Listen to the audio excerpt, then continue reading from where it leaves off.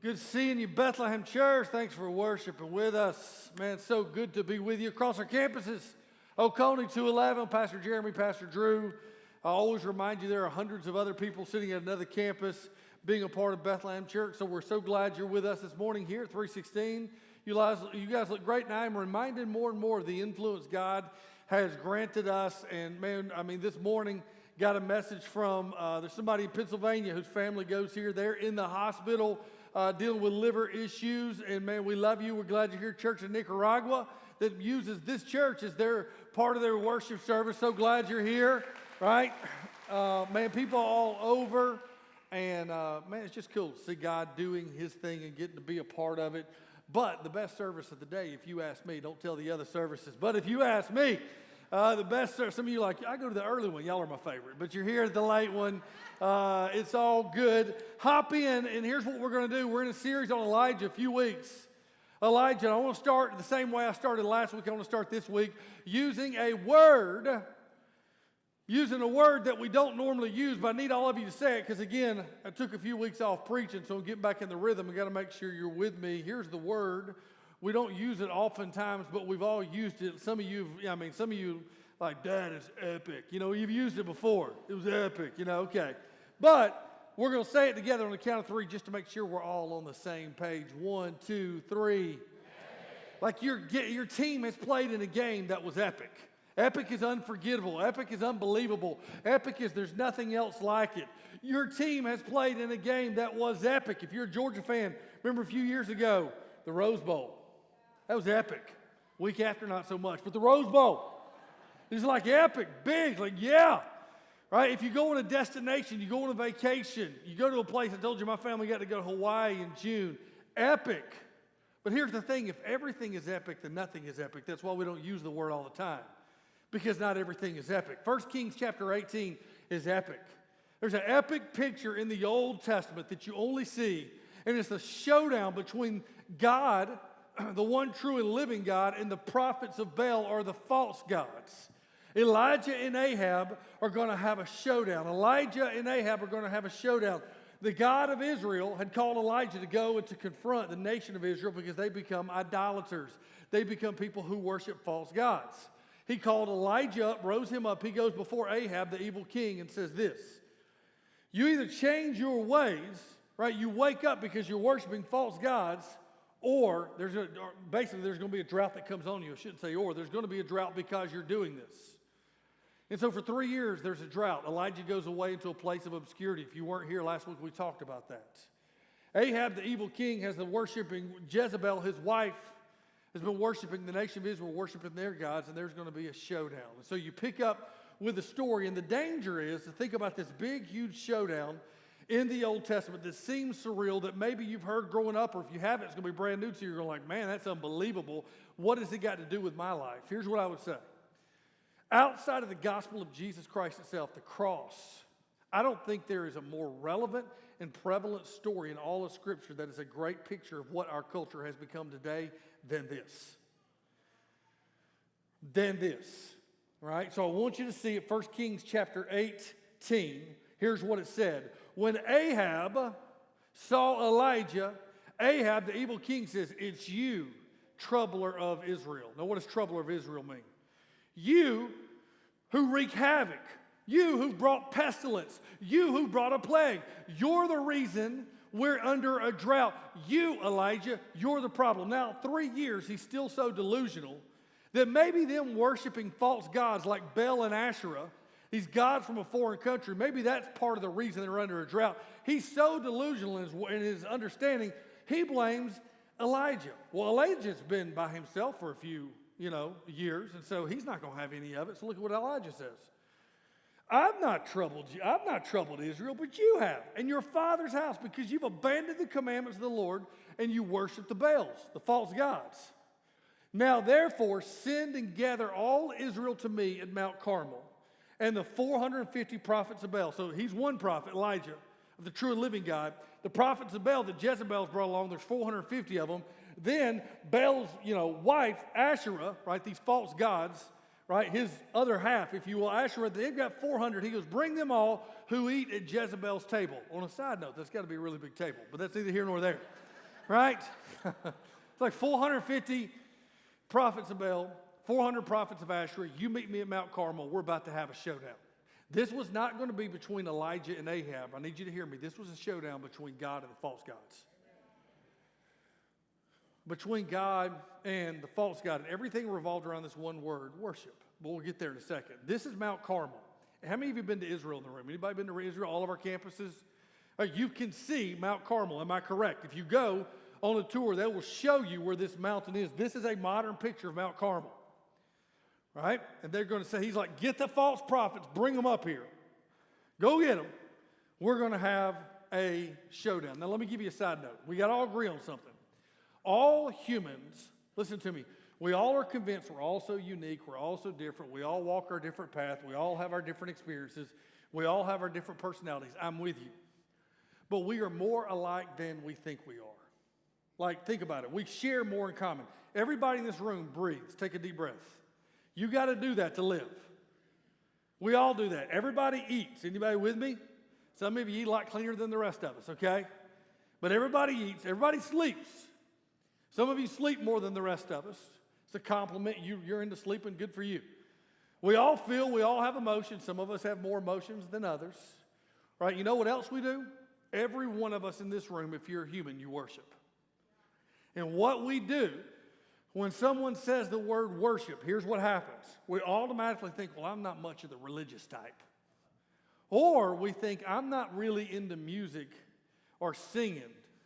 That's not my thing. But if you are a human and you have body, you have emotions, and you have a mind, my friend, then you are a worshiper, because worship is factory installed. Like when you got something for your kids that says factory included, what does that mean? Comes with it. Batteries are factory included. If you're a person with a body, emotions, a mind, and a will, worship is part of your DNA. From the time we're born and introduced to milk, we are always chasing after what we think will satisfy our appetites. Right? Worship is the built-in human reflex to decide this thing right here will make me happy, this thing will give me fulfillment, this thing will crave my appetites, and to go after it. Right? And to go after it. So here's the way I say it. If you're taking notes, your Bethlehem Church notes, your Bethlehem Church app, man, just if you're not, cool, hang with me. But here's what I would say. Humans, we don't learn how to worship. We choose who or what to worship. David Foster Wallace, who was a famed American author, took his life in 2008. Standing in front of a big college doing a commencement service, he made these famous words. He wasn't a devout believer at all. But when he looked at life, secular college, Kenyon College, he stood up, this famed author that, millennials, Gen Z, just kind of a champion. Right? He goes, listen, here's what I've deduced about life. You can go look at it online. Everybody worships. The only choice is what we choose to worship. This guy's he's not a preacher, not a prophet. He's an author. He goes, when I look at life, here's what I've learned. Everybody worships. We only choose what. Somewhere along the way life works is you decide, and I decide what's important, and then we decide to align our life, our mind, our body, our emotions around that, and we go for it. Elijah comes on the scene not because the nation of Israel didn't know how to worship, but here it is. It's because they were conflicted in their worship. Your problem this morning, whether you're a music person or a singing person or not, is not that you're not really into worship. No. You're into worship. It's factory installed, big shot. It's in there. You know how to put your mind, your emotions, your body, and your energy towards something and go for it. Think about it. The word monotheism, right? We said it last week. What is that? Let's say it together. 1, 2, 3. You guys act like you don't even care. I'm joking. Let's say it one more time. I know it took you off guard. 1, 2, 3. Monotheism is the worship in one God. Polytheism, let's say that word together just so we can sound smart because we've been at church. 1, 2, 3. That's the worship of multiple gods, or the belief in multiple gods. You and I are people who believe in the one true and living God, and his name is Jesus Christ. You with me? But we live among a time of multiple gods and polytheism. You and I live in a culture of polytheism and multiple gods. What do you mean? And I'm not just talking about Allah and Buddha. Some of you go, yeah, man, there's just all these false. I'm not even getting to them. I'm talking about more of the socially acceptable gods, the gods of our culture. The gods we don't call gods. What do you mean? The gods of money, the gods of sex, the gods of power, the gods of comfort, the gods of political ideology, the gods of the culture war, the gods of success. We have a tendency to think when we read an Old Testament story, these primitive people and their silly false gods, look at me. You and I are no different. You and I are no different. In fact, the best definition of worship, that just, especially for dudes just have a hard time admitting that we worship anything but God, because just like guys have the hardest time, man, I'm God. Okay, let me give you a definition that kind of goes, okay, I see it, right? Here you go. What do you mean?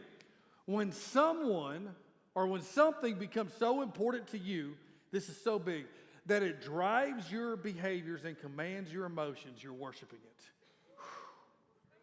Drives your behaviors, commands your emotions. Drives your behaviors, commands your emotions. That's what worship is. Right? That's what worship is. So let's get to the showdown. That's why Jesus, I shouldn't even say it. Remember, Exodus 20, first commandment wasn't be nice to people. The first commandment was what? You shall have what? No other. He knows our heart. Jesus, what's the most important commandment? Hear, O Israel, the Lord our God is one. Worship the Lord with all your heart, soul, mind, and strength. Worship, love the Lord your God. Right, it's what you set your mind towards, your affection, you begin to live for. So here's the showdown. Ahab sent to all the people of Israel, gather the prophets together at Mount Carmel. Elijah came near to all the people and said, how long will you go limping between the two different opinions? If the Lord is God, follow him. But if it's Baal, then follow him. And the people didn't answer him a word. Why? Maybe they're startled by the whole scene they see. One prophet of God, 850 prophets of false gods. Maybe they're just like, what are we seeing? Or maybe they're shocked because Elijah called them out. I think for the first time they were going, wait a second, what have we become? Didn't say a word, but I love that definition, or that a guy who tries to say sticky statements so you'll remember. I love that they were limping between. Isn't that good? Limping between. Some translations may say vacillating. Some may say hobbling. But it's a great definition, because when you're limping, you're not fully running. You're not fully standing. You're not fully walking. You're not in full strength. You're kind of between two different postures when you're limping. Elijah goes, stop limping between the two. Baal, Asherah, or the God of Israel, the one true and living God. Stop limping between the two. If it's Yahweh, it's Yahweh. If it's not, make a choice and serve. He's just saying, listen, make a choice and serve. Pastorally, in just a minute, I'm going to put my Elijah hat on and just talk to us in 2021. But he's saying, if you got to make a choice and serve it, because truthfully, you're not serving God and you're not being served either, if you'll be honest with you, because you're stuck in two different worlds. You're stuck. That's what he's saying, be honest. Now, let's go back to the human thing. Authentic and real, that's our vibe, man. Authentic. I'm all about people being real, man. You know what we don't like as humans, especially in our culture, because we see it so much right here? Somebody being disingenuous. Somebody being disingenuous. That's what he's calling them out on, being disingenuous. In fact, if you're taking notes, here's what I want you to put down. Divided allegiance is as wrong as open idolatry. That's what that divided allegiance between two camps is as wrong as open idolatry. That's what Elijah's calling.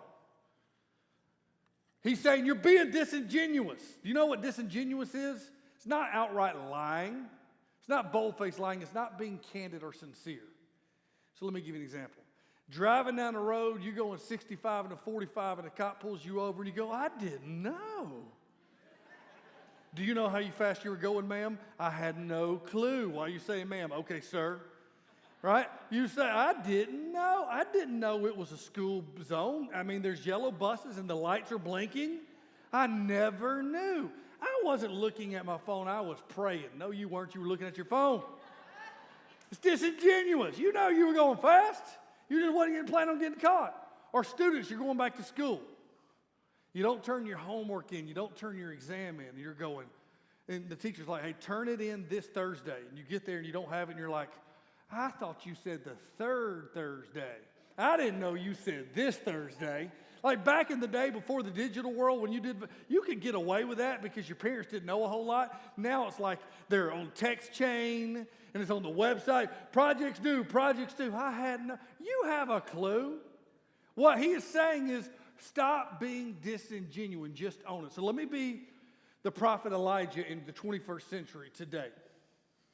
Here's what he's saying. And what you got to remember is Ahab was the king. He was the king of Israel. So it means he came up in Israel, but he's influenced by Jezebel. Jezebel was from, so here's what he had a heritage worshiping the one true and living God, but his influence was polytheistic, which means he worshiped many gods. Here's what I'm saying. Ahab's heritage wasn't as strong as his cultural influences. Make sure you get that. Been a Christian my whole life. Okay. Ahab's influence, Ahab's heritage wasn't as strong as his cultural influence, the Jezebel in his ear all the time. Are you with me, church? So here's what Elijah would say. 21st century, stop limping between. If you're watching online, 211 Oconee, wherever you're at, here's what he's saying. If money is your functional God, if it controls your behavior and drives your emotions, if you will be honest, here's what he's saying. You just need to go all in for it. I mean, go in for it. You need to make as much, here's my advice to you, here's my encouragement to you. Make as much as you can. Cut corners, climb the success ladder, don't worry about integrity. Make as much as you can, and truthfully, don't give any of it away because you're the one who works harder than everybody. You've earned it, you keep it. Here's what Elijah's saying. If money's your God, just be honest about it and give it the chance to satisfy you. If comfort, Pastor, we live here and we're more blue collar around here. Money's not our thing. Okay, let's get up under it then. If money's not your thing, here's what Elijah's saying. If comfort's your deal, because that's the American dream, comfort. Security and confidence comes in our level of comfort we have. So here's what he's saying. If comfort's what's going to give you what you think it will, go for it. Go all for it. What do you mean? Buy that brand new SUV. The one you got is 3 years old. That's ancient. No, don't laugh. You need to max, don't tell Dave Ramsey, but max out every credit card you can. Seriously, you need to max it out. Max out your debt limits. What you need to do, go for it. If she's got it down the street, sweetheart, you need to have it in your house. Go for it, man. It needs to be because you got to give it the chance.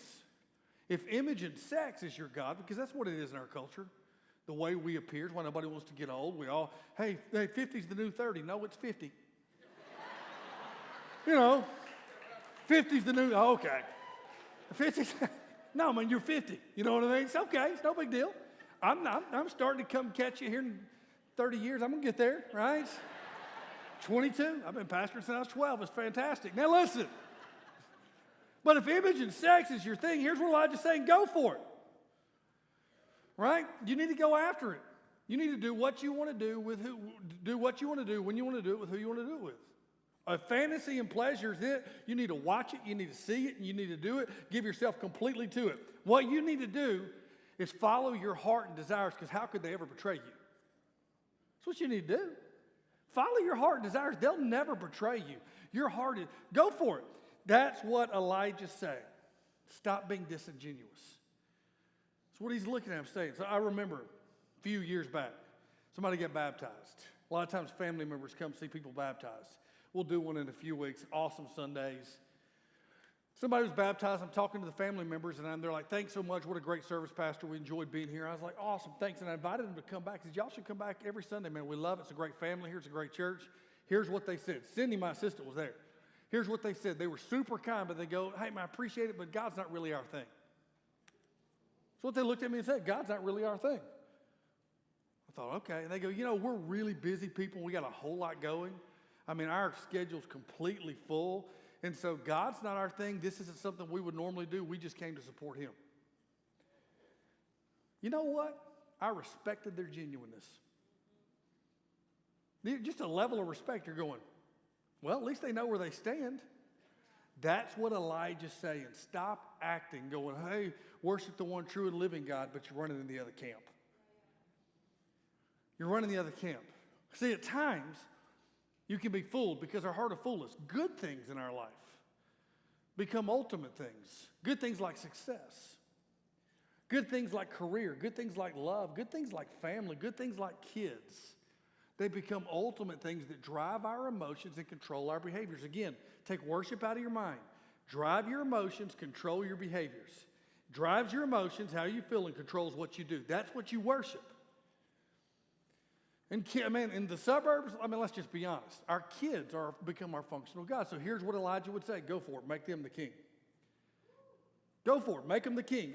You need to keep them busy. You need to keep them in every extracurricular activity. You to make sure their self-esteem's really high. You to need to show. It's all on you because their success reflects on you. And so you need to make sure they're really busy. They're socially acceptable. In fact, you need to sign them up for everything and let them drive your calendar and schedule. You don't need to choose for them. You need to let them choose for you. Go all in. You don't need to put them on one travel team. You need to put them on 2, maybe 3. Because they're in charge anyway. They're your God. They control. That's what he is saying. Can I say it like this? Here's the way Elijah's saying it. Just because you don't sing to it doesn't mean you don't serve it. Now, let me raise my hand. Do you know what functionally in my life I can let control my behaviors and drive my emotions, become my functional God? This right here. What I do for a living. Do you know how easy it is for me when you're gifted at it? God uses in people's life. Many of you come up and say, thanks so much. Do you know how much if I let this become, do you know how many times I have to go before God and say, search my heart, oh God. Know my ways. This is a good thing that becomes an ultimate thing. It's all of us. So this is not me pointing a finger. This is saying in our life, there are other things that become functional gods, and we just have to own it. All right, we just have to own it. I love what Kyle Ottoman says, half-hearted Christians. He said, half-hearted Christians are the most miserable people of all. They know enough about God to feel guilty, but they haven't gone far enough with Christ to be happy. Be all out for him. So Elijah looks at the prophets, and here's what he says. Looks at the prophets of Baal. Time to make a sacrifice. Right? Get a bull. That's what they would do back in the day. He looks at the prophets of Baal and goes, get a bull, cut it up, put it on an altar, and then begin to sacrifice to the god of Baal. And if that God's there, he will throw down rain. So they do that, and look at what it says in verse 27. At noon, Elijah mocked them, saying, cry aloud, for he's God. Either he's musing, or he's relieving himself, or he's on a journey, or perhaps he's asleep and must be awakened. Now, I can't just stop. I got to stop there. How great is that? They've been praying. They've been worshiping, saying, God, send down rain, right? Light this thing up, man, so we know you're the one true and living God, and nothing. Right? And nothing. And so Elijah looks at him and does a little old school trash talk. Keep on going, boys. Maybe he's on a business trip. Maybe he's in the bathroom. He's got to wash his hands. Give him a few minutes. You know what I'm saying? Or maybe he's distracted. So then the story turns dark. And they cried aloud and they cut themselves. That's their custom, with swords and lances, until the blood gushed upon them. Many of us in this room know people, or maybe we've struggled ourselves with hurting ourselves. Harming ourselves. That's what's happening here. And as midday passed, they raved on until the offering of oblation. But there was no voice. No one answered, and no one paid attention. Listen to me, church. You know why? Because there was no one there. 2 things. There's so much you can do in this passage. I want to honor your time, but 2 things I would tell you. False gods will promise you what only the true God can deliver on.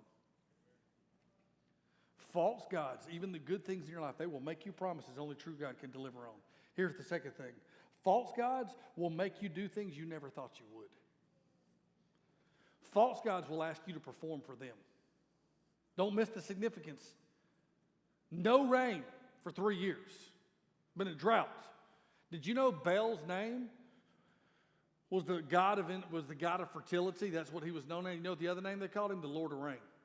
So for 3 years, God had made it stop raining to wake them up. And then he calls down a fire, right? Or he calls down basically and says, hey, if he's really the God of rain, he should deliver. False gods can promise you only what the true God can deliver on. Do you know this, church? Money and control, money and comfort in our society are the illusion of control. Money and comfort in our society are the illusion of control. You and me both get sucked into it. You and me both get sucked into it. It promises you a full life, but really what it does is give you a lot of stuff and leaves you with an empty heart. Come on, church. Right? It's the illusion of a full life. You know what else is? Image and sex in our culture is the illusion of freedom, right? Of my personal freedom and status. Listen to me. This is not something 15-year-olds deal with. This is all of us. Sex and image, our appearance. It's the illusion. What it is freedom and status. Look at me. Let me tell you, that's what it'll promise you. Can I tell you what? When you live for that, when you're driven by the way you appear, when you're driven by the affection, right? When you're driven by the experience of a one night, if you're driven by the pleasure you find from watching a screen, listen to me. You need me to tell you, it'll promise you all type of freedom. It'll promise you, let me tell you what it'll do. It'll leave you alone at home at night with a whole lot of baggage and a lot of shame. It cannot deliver on what God can. Your family, your spouse, my son, my daughter, my kids, great gifts from God. So I want to kind of clarify this because people miss this sometimes. Ministry is a great gift. All good, but they're not ultimate things. So let me say this to you. The greatest gift, the problem is not that we want things. The problem is not we love things. The problem is we try to get out of things what they were never supposed to give. So let me say it again, because a lot of people, whenever I push on, especially in the South, family and kids, everybody gets wonky on me. Well, I don't know what you're talking about. Okay. Family and kids. So my wife is a great gift in my life. She's unbelievably gift. At her best, she's a great gift. At my best in her life, which I'm at most of my time, I'm a great gift. Just kidding, see if you're listening, right? I'm a great gift. My kids, great gifts. When they're at their best, they are great gifts in my life. But can I tell you what? They're great gifts. They're not ultimate things. So when I put the expectation on them that they're supposed to deliver for me something they can't, they will disappoint me every time. Are they good things? Yeah. But they'll disappoint me. So then they start slashing themselves. They start cutting themselves. It's a really awful scene. Slashing and cutting themselves. Do you know the acceptance and approval of others? Do you know what it'll make people do? How far they'll go and they'll look up going, what in the world have I become? You know what people I've sat with right over here in my office? That men that chase success and it made them do and become something they never thought they would and they lost their family on the way. And they never saw it. Right? They never saw it. They missed it. What happens when happiness becomes our God? It's amazing. Do you know how many people's story are? How did I end up here? How did our family get here? How did things get so out of whack? This is a familiar scene. This is a chaotic scene. Can I say this to you? You and I are living in a time where nobody will say it, but I'm going to say it one more time. You can remember this. Just because you don't sing to it don't mean you don't worship it. And we are watching a culture in 2021 in America of people who are performing for false gods that are not there. We are a culture that may say we're one nation under God. We left that a long time ago. And I'm not talking about Allah and Buddha. I'm talking about we're chasing all kind of gods, thinking they will give us something. And what I'm saying to the church in our country, the church in America, Bethlehem Church, is the breakthrough is when you can be genuine enough to be able to own. Here's how God begins to deliver you from it. When you can genuinely own, there are times in your life that you are driven, your emotions and behaviors are driven by something other than God. Every one of us. It's an invitation, not condemnation. Because just like Ahab and the Israelites, we don't see it. So let me get real practical. Well, how do you do a self-examination in your life? Because again,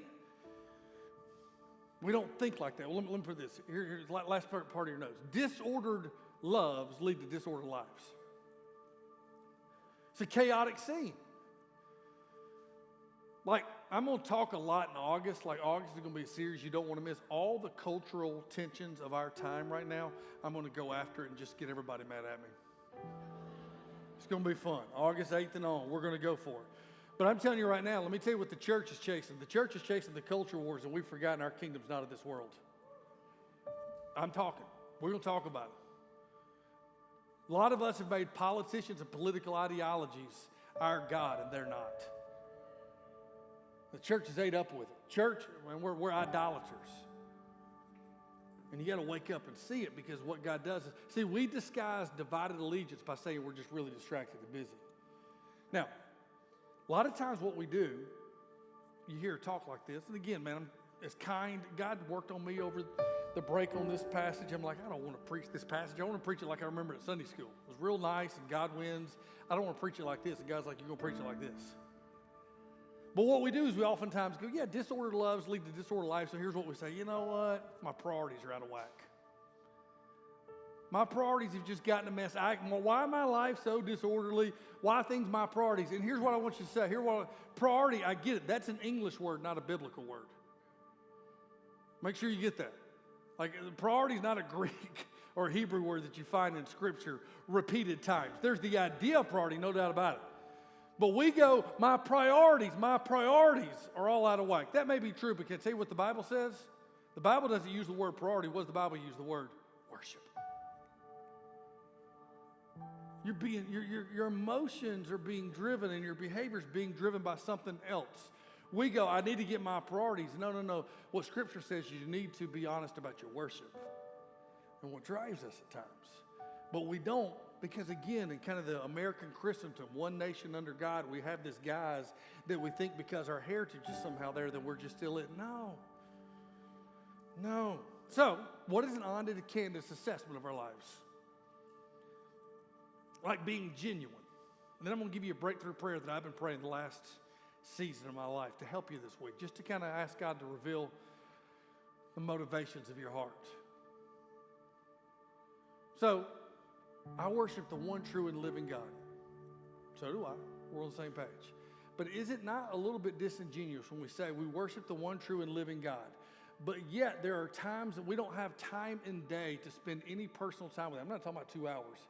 I'm talking about 15 minutes. I worship the one true and living God, but I don't really have time to spend any time in His Word or praying to Him because I'm so busy, I'm so stretched, I'm so maxed out. Yet at night we binge Netflix series. All I'm saying is that's a tad bit disingenuous. Could you not agree? It's a little disingenuous. Church, some of you at home, it's disingenuous. I'm not getting on to you. I'm just going to get what Satan doesn't want you to see is the disingenuous of it. I worship the one true man. I'm born a believer. Jesus is my king. I'm all about, it's God. That's who I trust. God I trust. Okay. But not any of your money ever goes to anything to do with the kingdom. Uh-oh, preacher's talking about money. You better he is. Been a while. Might come back to it again. I trust God with everything. He has my all. Okay, but there's never anything in my life I don't trust, not a whole, I'm not talking, a portion I don't trust back to Him. Is that not a tad bit disingenuous? You can email me when we talk about it. I know you will. That'll be fine. Right? When we see the church as somewhere we go to when our schedule allows, instead of our sacrifice of praise that we make to come into the house of the Lord. Come on, church. I worship the one true and living God, right? But we see it as a convenience in a world full of people worshiping false gods. Lord, there's full of them. A world full of people worshiping false gods. May the church be the true. May the church be the power. May the church be the light, not because we have it figured out, but because we realize that a church in a world worshiping false gods, performing for false gods, we don't have a God who asks us to perform for Him. We have a God who came and died for us. You and I, in a world of the prophets of Baal that were slashing themselves for their God, we don't have a God who asks us to slash ourselves. We have a God who slashed Himself for us at the cross of Jesus Christ. It is the hope of the gospel. It is the power of the gospel. So I want to, across the room, everybody stand. And I want to read the ending of this story because it's so powerful. It's too good for you to sit down. I like what Pastor Mike did a few weeks ago. Made y'all stand up. I'm going to start doing that all the time. Dude loves the Lord. He knows what's going on. Make y'all start standing up. Now, here we go. I'm kidding. This is such a powerful ending. Prophets, they worship and they dance to Baal and Asherah. Nothing. Elijah comes up and says, you get that altar, you get it real wet. Remember, it's been a drought. How audacious with Elijah. Been a drought for 3 years. He goes, go get some water, put it on here. You cut that bull up. Before you do it, you get this thing soaked. And then Elijah says this. Elijah the prophet came near and said, "O Lord, God of Abraham, Isaac, and Israel, let it be known this day that you are God in Israel. Let it be known this day, and that I am your servant, and that I have done all these things at your word." So he goes, this is not about me and Ahab. This is about you and the false gods. Look at what he says. "Answer me, O Lord, that not so I can win, but that this people may know that you, O Lord, are God, and that you are turning their hearts back." That's what God's doing for some of you right now. Some of you watching online, God's turning your heart back. I just talked to people in the last service watching. God's turning your heart back. It's what he's doing in your life. Listen to me. And when he said that, this is so good, then the fire of the Lord fell. For some of you today, if you will open your eyes, the fire of the Lord's going to fall. The fire of the Lord fell. And it's not a fire to scare you, it's a fire to free you. It's a fire that'll burn up everything in your life in seconds, right? And it consumed the burnt offering and the wood and the stones and the dust, and it licked up the water that was in the trench. And then look what it says. "And when all the people saw it, they fell on their faces and said, 'The Lord, he is God. The Lord, he is God.'" That is our God. That is our call. With nobody leaving, your head bowed and your eyes closed across all of our campuses this morning. Everybody with me. Nobody leaving. For some of us today, it's the day we trust in God for the first time. We say yes to the one true and living God that is Jesus Christ. Some of you right now, you've been visiting. Some of you online, you need this morning to say yes for the first time. Right where you're at, you know, man, I am all over the place. I don't get it. I hear what you're saying. I've been chasing other gods. We had 15 people last service say yes to Jesus.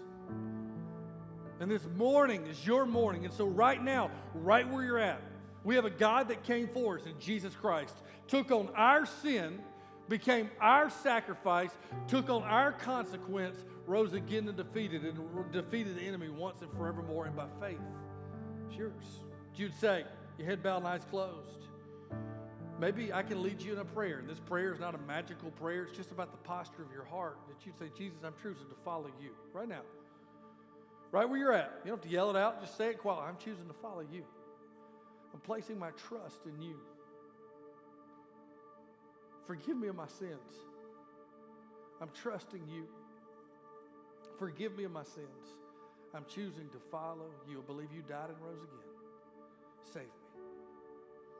All over this room, some of you just prayed that. At our campuses, some of you just prayed that. Online, some of you just prayed that. With nobody looking around, never embarrass you. It's a personal decision. I do want to celebrate with you. I'm not going to call you down. Will you just lift up your hand and say, "Pastor, I just prayed that with you," all over this room. Lift it high. All over this room. I just prayed that with you. Yes. Father, I pray your blessings. Men, women, all over. Just keep them up for a second. Men and women all over this room. Today they said yes for the first time.